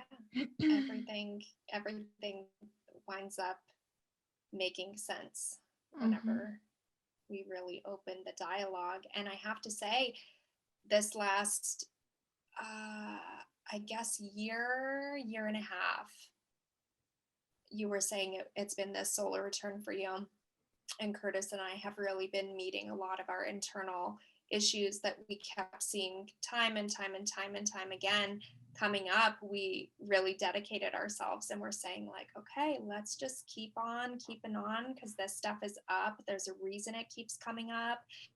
We don't have to settle for, having these pieces of resentment against each other. Like, as a matter of fact, I'd really love to see if we can move forward from these. And, these are tender pieces of the conversation, because inside, I know how much I've transformed. I know how much control, or it is control of the, my own curiosity to grow my own self-awareness. That is a piece of masculine approach that we have to take within ourselves to really prioritize it.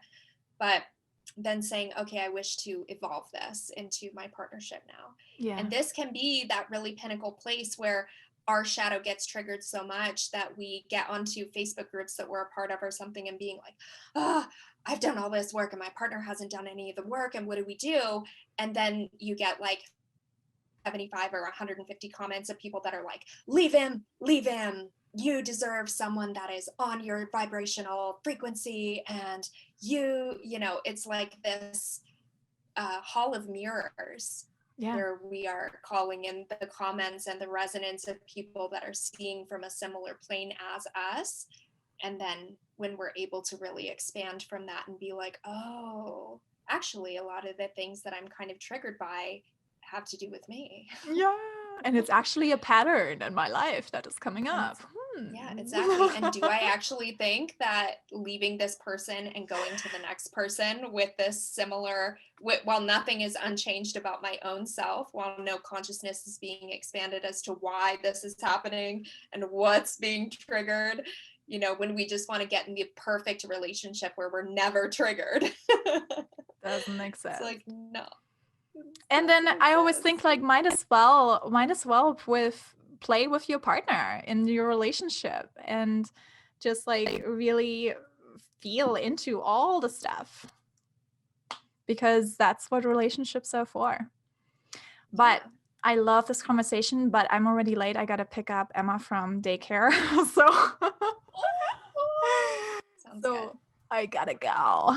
But yes, thank you everyone for sitting with us so much. We hope that you really enjoyed this. Thank you. We can't wait to sit with you again. And it's 12:08 right now, so your mama is here. Like, I just saw. I was like, okay, it's time. It's 12:08. It's time. Whenever I have like a really good thought, and I'm just like, like almost like a thought of empowerment, and then it's 12:08, and I'm just like, thank you, Cherry, for supporting me in this. And for anyone that's not privy to what that means, my mom's birthday is December 8th. And just after she passed away, I started seeing 12:08 everywhere. So those are little pieces of affirmation and guidance for myself that my mom is blessing the moment in whatever it looks like. Yes, so beautiful. Well, tell Emma that I say hello. I will, and have a wonderful rest of your day. And we'll talk soon. Yes, thank you so much, beloveds. We'll see you next time. Bye-bye. Bye.